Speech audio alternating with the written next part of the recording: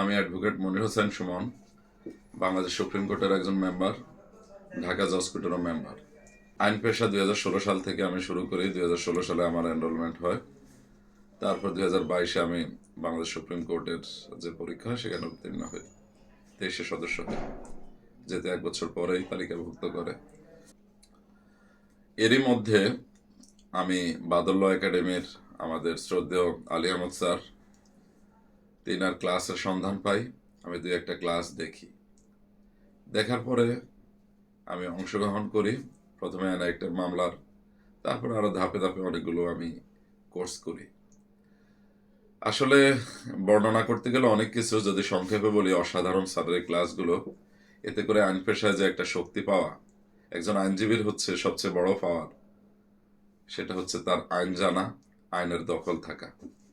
তো সেটা আলহামদুলিল্লাহ স্যার দেওয়ার চেষ্টা করেন, আমরা নেয়ার চেষ্টা করি যতটুকু আমাদের ক্যাপাবিলিটি আছে। তো এতটুকু বলতে পারি, আমার ক্ষেত্রে স্যার আমি 1.5 বছর থেকে ওনার সাথে আছি, ওনার কোর্স করি আমি। সত্যিকার অর্থেই অনেক কনফিডেন্স পাই। আদালতে যখন আমরা শুনানি করি, অন্যরা একটু ভিন্নতা আমাদেরকে উপলব্ধি করে, কোর্টও আমাদেরকে সেভাবে রেমেডি দেয়।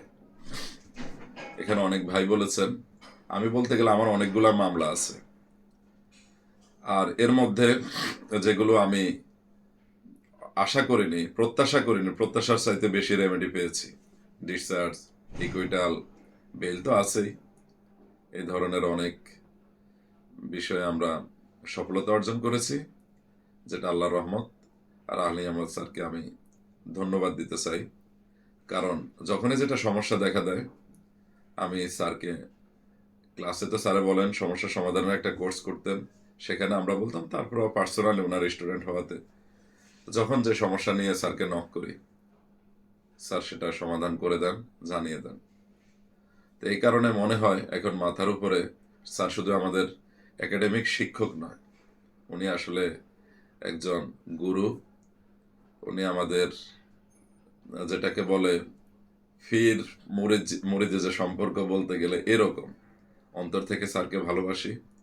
স্যারকে আল্লাহ হায়াতে তাইয়্যিবা দান করুক, দীর্ঘায়ু করুক, আর আমাদেরকে স্যার যেন এই সেবাটা দীর্ঘদিন দিতে পারে, সেটার জন্য দোয়া করি। সবাই ভালো থাকবেন। বাদল ল একাডেমির সফলতা কামনা করছি, আলী আহমদ স্যারের সফলতা কামনা করছি। সবাইকে ধন্যবাদ। আসসালামু আলাইকুম।